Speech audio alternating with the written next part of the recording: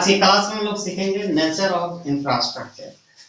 तो इसका नेचर किस तरह है, क्या मतलब प्रॉपर्टीज होती है इंफ्रास्ट्रक्चर की। सबसे पहले ये पब्लिक गुड्स है। पब्लिक गुड्स जैसे सर्टेन इंफ्रास्ट्रक्चर लाइक रोड, ठीक है, इसमें प्रॉपर्टी होती है पब्लिक गुड्स की। पब्लिक गुड्स मतलब कहने का मतलब हम डिटेल में तो नहीं बताएंगे। ऐसा गुड्स जिसके कंजप्शन करने से किसी को एक्सक्लूड नहीं किया जा सकता है। जैसे सड़क चाहे आप पे करो टैक्स रोड बनाने के लिए ना करो, लेकिन आपको कोई सड़क के यूज करने से कोई रोक नहीं सकता है, क्योंकि it is almost impossible to exclude anyone from usages या यूसेस ऑफ द रोड। तो वो पब्लिक गुड्स का भी नेचर होता है सर्टेन कुछ फिजिकल इंफ्रास्ट्रक्चर में। दूसरी बात है कि एक्सटर्नलिटीज, ठीक है। अब एक्सटर्नलिटी दो तरह का होता है, पॉजिटिव नेगेटिव एक्सटर्नलिटीज, ठीक है। कुछ certain infrastructure like health services, education facility, इसके पास क्या कौन सा प्रॉपर्टीज होती है, पॉजिटिव एक्सटर्नलिटी की पॉजिटिव एक्सटर्नलिटी की प्रॉपर्टी होती है।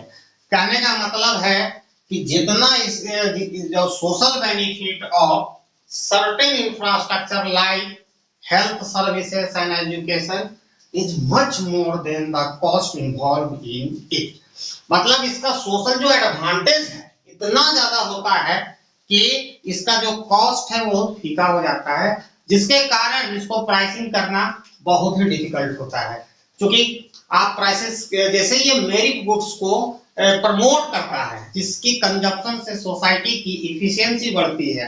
अगर मेरिट गुड का अगर हम प्रोडक्शन रोक दे, इसका हाथ होता है सरकार का, अगर वो रोक दे मेरिट गुड का प्रोडक्शन करना, तो जिससे सोसाइटी की इफिशियंसी वेलफेयर में ऑटोमेटिकली कमी होगी। और आज का जो मॉडर्न गवर्नमेंट है या मॉडर्न स्टेट है, कंट्री है, वो वेलफेयर कंट्री है। आज का सरकार का मुख्य काम है वेलफेयर, लोगों को ऑल सेक्शन ऑफ सोसाइटी को बढ़ाना, ठीक है। या आप इस तरह समझो कि पहले की दुनिया में जो हमारे राजतंत्र था, मोनार्की सिस्टम था, जिसमें राज्य का दो ही काम करना था, एक वार करना माने युद्ध करना, wage war and maintain the army. लेकिन आज सरकार का काम काफी बढ़ गया है, लेकिन कुछ सरकार बोलता है सरकार का काम बिजनेस नहीं करना है, ठीक है। तो वो एक अलग चीज है। अपनी कर्तव्य से, रिस्पॉन्सिबिलिटी से मुंह मोड़ना ये सरकार का पॉलिसी नहीं है। दूसरी बात, एक्सटर्नलिटी आ गया मोनोपोली। मोनोपोली मतलब सिंगल सेलर, मोनो मतलब वन, पोली मतलब सेलर। कुछ सर्टेन इंफ्रास्ट्रक्चर जैसे railway, before making of privatisation it has a property of monopoly power, जैसे गवर्नमेंट के पास था। It is a very difficult for more than one supplier exist at one location. जैसे railway का सरकार पे पूरा मोनोपोली था, सरकार ही इसका प्राइस वगैरह सेट करता, जैसा भी होता, ठीक है।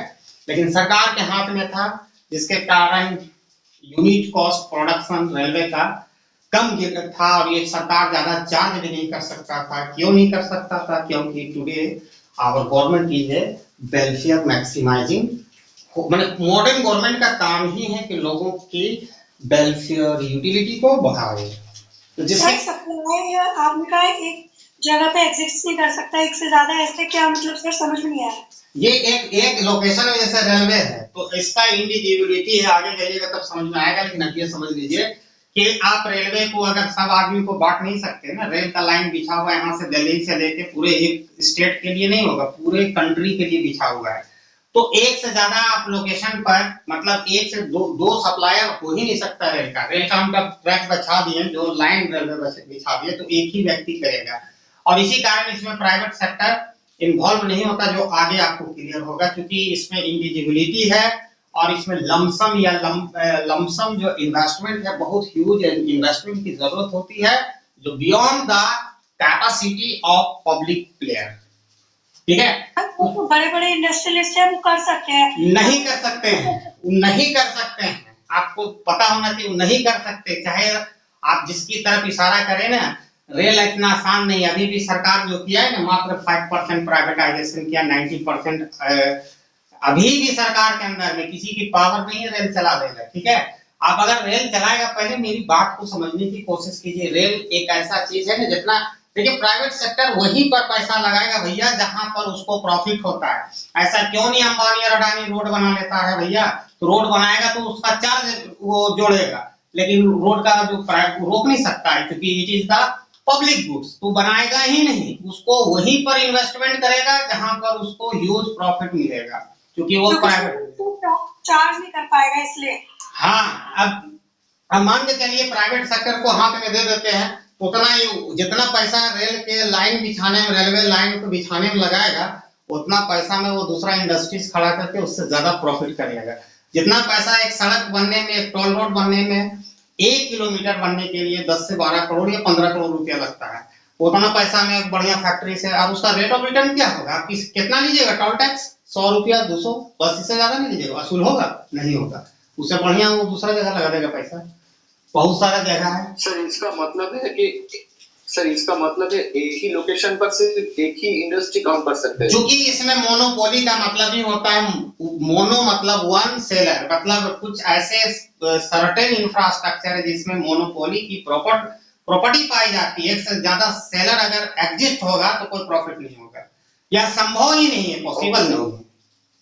ठीक है, public sector domination, public sector domination.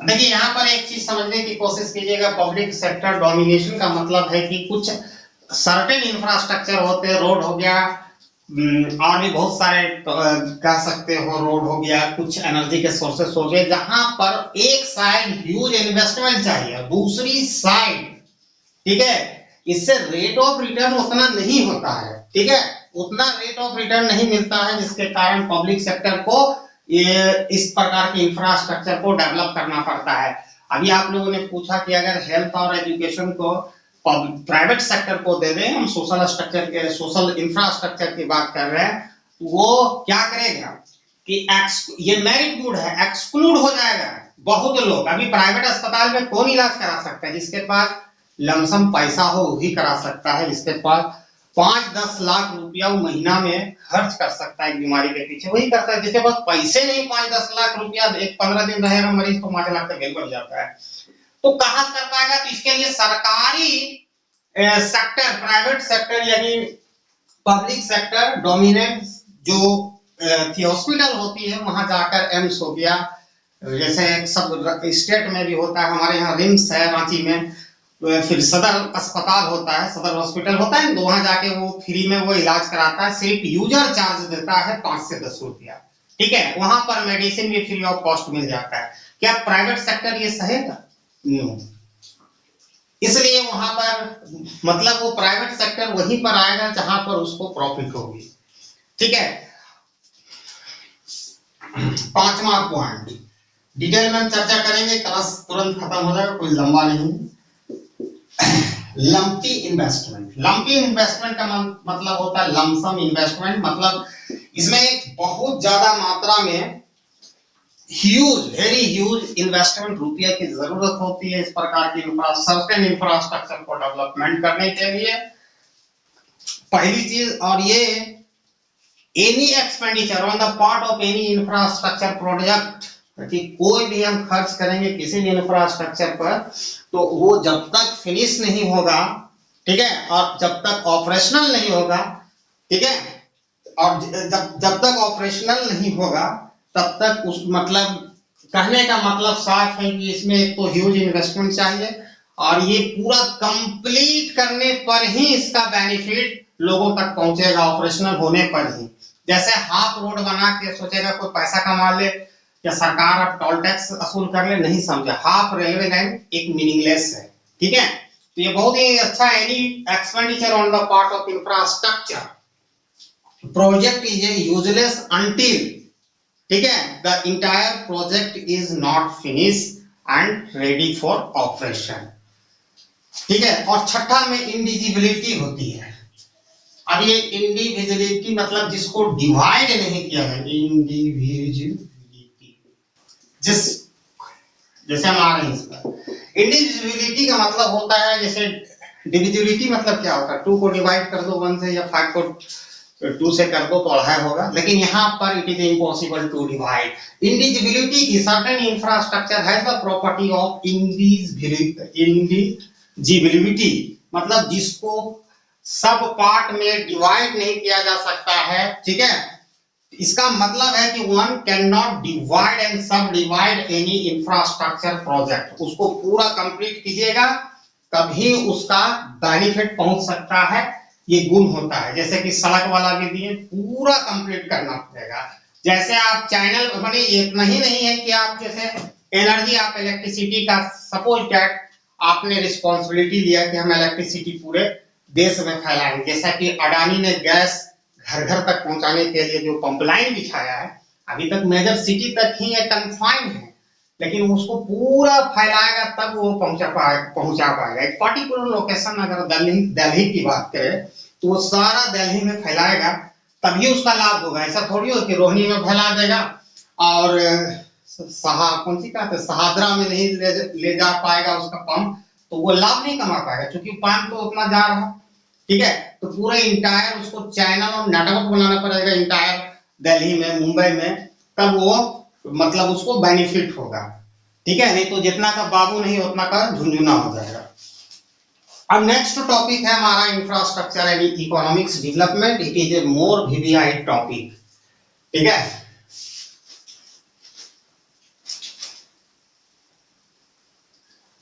अब इकोनॉमिक्स डेवलपमेंट से क्या है, ये दो धारी तलवार है, 2 एज स्वॉर्ड है, या आप कह सकते हो there is a 2 way relationship. Economics development and infrastructure दो तरह का रिलेशनशिप है। एक तरफ इंफ्रास्ट्रक्चर प्रमोट करता है इकोनॉमिक्स डेवलपमेंट को, और दूसरी तरफ in turn economics development promote करता है डिमांड फॉर इंफ्रास्ट्रक्चर। दो तरह का इसमें एक चीज है, एक इंफ्रास्ट्रक्चर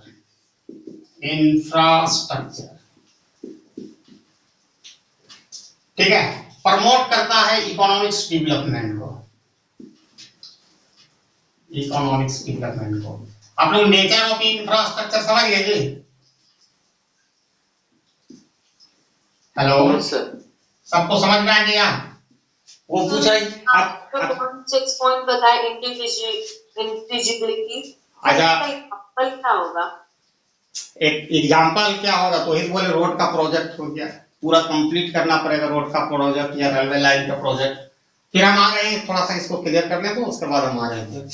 और दूसरा तरफ इकोनॉमिक्स डेवलपमेंट। शर्मा जी आपको समझ में आ गया?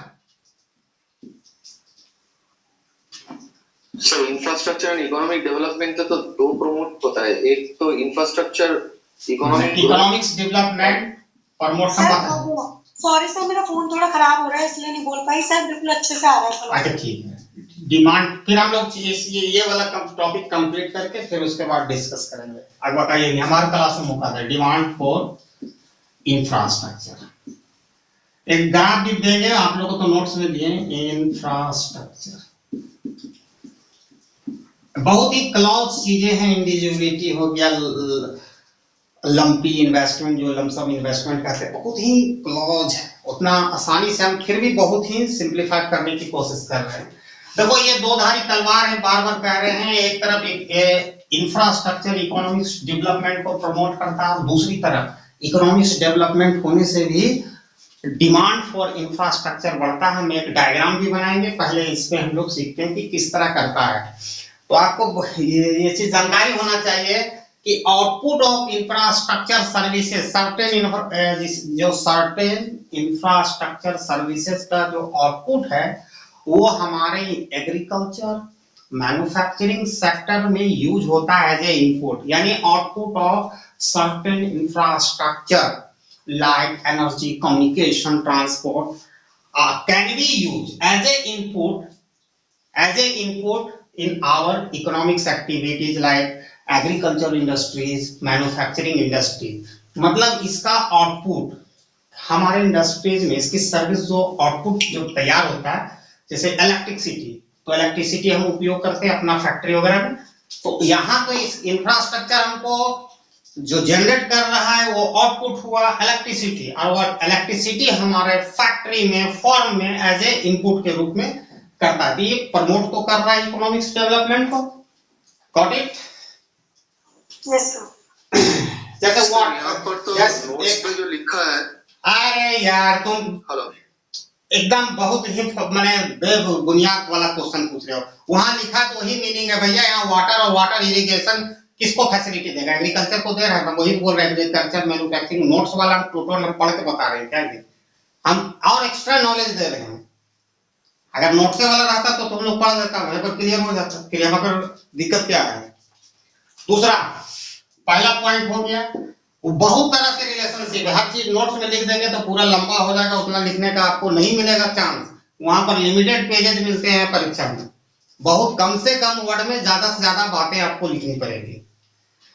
Certain infrastructure like road, communication, banking, finance, not only certain infrastructure like road यानी ट्रांसपोर्टेशन कर सकते हैं, communication, banking, finance, not only increase the size of market, also increase या raise the productivity of our economics activities। कुछ ऐसे certain infrastructure जिसका मैंने नाम लिया, जो टेलीकम्युनिकेशन है, फोन वगैरह जितना भी है, फिर रोड हो गया, ठीक है, बैंकिंग हो गया, फाइनेंस हो गया, जिससे हमारा मार्केट का साइज तो बढ़ता ही है, इसके साथ साथ उस मार्केट में जो इकोनॉमिक्स एक्टिविटीज होती है उसकी भी प्रोडक्टिविटी बढ़ती है। यानी ओवरऑल ये प्रमोट कर रहा है ऑल द इकोनॉमिक्स एक्टिविटी। अगर हमारा बढ़ेगा प्रोडक्टिविटी, यानी ये डायरेक्टली हमारा इकोनॉमी को प्रमोट कर रहा है।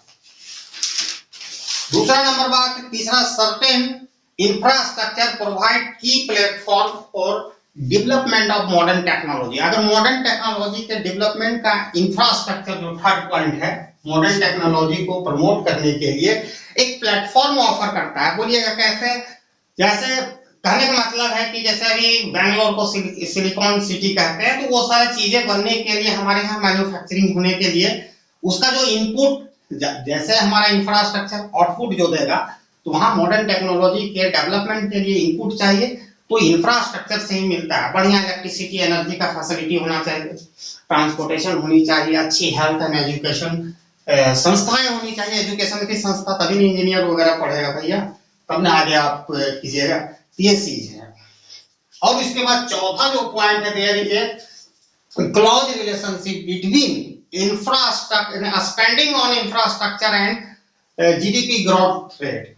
मतलब इंफ्रास्ट्रक्चर में हम जो खर्च करते हैं उसके जीडीपी ग्रोथ रेट से बहुत ही गहरा रिश्ता है, deep relationship between these two thing. अगर हम 100 रुपीज इंफ्रास्ट्रक्चर पर स्पेंड करेंगे तो ये ऑटोमेटिकली हमारा जीडीपी ग्रोथ को 180 रुपीज बढ़ाएगा, ठीक है। या हम 1 रुपया इंफ्रास्ट्रक्चर पर स्पेंड करेंगे तो हमारे ग्रोथ को 1 रुपया 80 पैसा बढ़ाएगा, क्लियर। अब उसके बाद ऐसा भी देखा गया है, 5वां नंबर पॉइंट, कि about 6.5% of total value added is contributed by infrastructure in low income country. Low income country में around 6.5 value added is contributed by infrastructure, and around 7%, I think 9% value added is contributed by infrastructure in middle income country, and finally around 11% total value added is contributed by infrastructure in high income country. कहने का मतलब है value added. Value added क्या होता है? जैसे कि इससे पहले वाइट था वैल्यू एडेड टैक्स।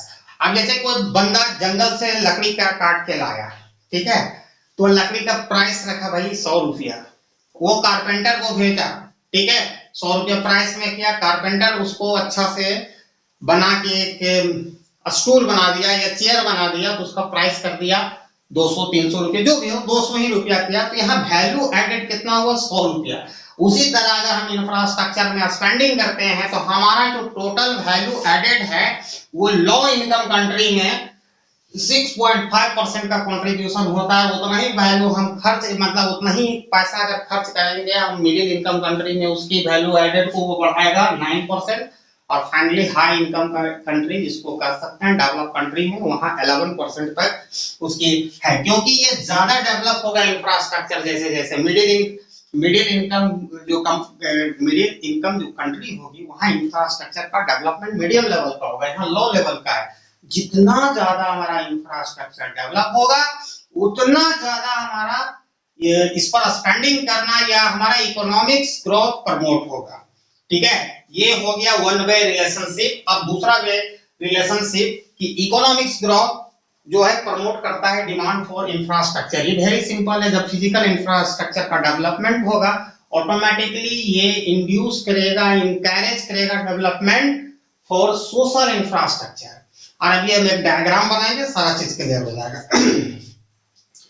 तो relationship between economics growth and infrastructure can be presented in a diagram.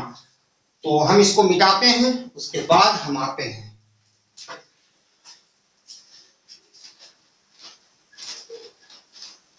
जो नोट्स में जो चीज है वो एक बंधा हुआ चीज है, यहाँ पर आपको लाइव में हम कुछ ज्यादा चीज देंगे, नोट से भी ज्यादा मिलेगा। और आपको रटने से कुछ नहीं होने वाला है, ये समझिए कंटेंट को। जब परीक्षा पे जाइएगा बैठिएगा तो उस समय मेरे को याद जरूर कीजिएगा कि क्या चीज बताएगा, कोई भी क्वेश्चन आप डील कर लीजिएगा। ये डायग्राम बनाने जा रहे हैं, जीडीपी ग्रोथ। वो नोट्स तो एक प्रकार का समझिए मिल गया है कि आपको इतना कंटेंट करना है, लेकिन कोई भी क्वेश्चन आएगा आप डील कर लोगे। देखो जीडीपी का ग्रोथ होगा तो ऑटोमेटिकली इंक्रीज होगा ट्रैफिक। एक ट्रैफिक का ही हम एग्जांपल लेके पढ़ेंगे, ठीक है। ट्रैफिक डिमांड,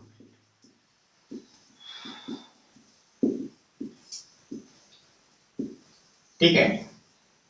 जीडीपी ग्रोथ हुआ, पैसा आएगा तो ट्रैफिक डिमांड भी बढ़ेगा, ठीक है। क्योंकि लोगों के पास पैसा आएगा तो अपना कल कारखाना वगैरह खोलेंगे और इसके लिए उनको इंफ्रास्ट्रक्चर कम से कम एटलीस्ट रोड, एनर्जी सब चाहिए, कम्युनिकेशन, ठीक है। अब ये प्रमोट करेगा, जैसे ही ट्रैफिक डिमांड बढ़ेगा तो क्या करेगा भाई, सप्लाई वृद्धि। किसी भी चीज का डिमांड बढ़ेगा तो क्या बढ़ जाएगा, फिर उसका सप्लाई बढ़ाने के लिए, क्योंकि प्रॉफिट है इसमें, तो सप्लाई बढ़ेगा। अगर डिमांड कोई चीज का ज्यादा होगा तो ज्यादा से ज्यादा लोग उसका प्रोडक्शन करेंगे, यानी सप्लाई करेंगे। जब सप्लाई बढ़ेगा तो देश का विकास होगा, फिर अगेन इंक्रीज होगा जीडीपी। इंक्रीज होगा जीडीपी, और फिर जब इंक्रीज होगा जीडीपी तो फिर क्या होगा, यहाँ जीडीपी का ग्रोथ से क्या होगा, फिर यही चीज हो गया, इंक्रीज होगा डिमांड फॉर ट्रैफिक।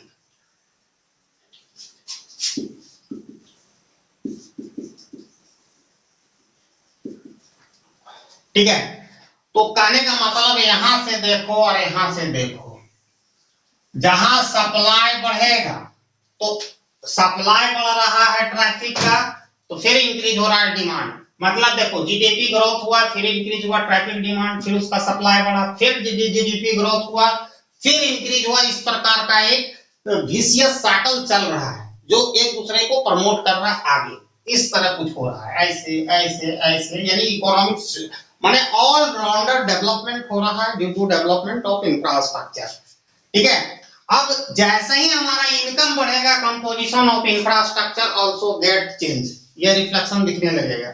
जैसा कि इन लो इनकम कंट्री, जो लो इनकम कंट्री है वहां basic infrastructure like water and irrigation. Water, जो लो इनकम कंट्री के लिए क्या इंपॉर्टेंट है, वाटर और इरिगेशन, वाटर और इरिगेशन। सर वहाँ एग्रीकल्चर डोमिनेट, जी ये हिडन चीज है, क्योंकि वहां जो लो इनकम कंट्री होता है वो एग्रीकल्चर डोमिनेंट कंट्री होता है, ठीक है। वहां लैक ऑफ इंडस्ट्रीज होती है, इसकी जरूरत होती है। जैसे ही वो मिडिल इनकम कंट्री बनता है तो वहां पर डिमांड फॉर ट्रांसपोर्ट बढ़ जाता है, ठीक है, डिमांड फॉर ट्रांसपोर्ट बढ़ जाता है। और जो हाई इनकम कंट्री होती है वहां पर आपकी क्या,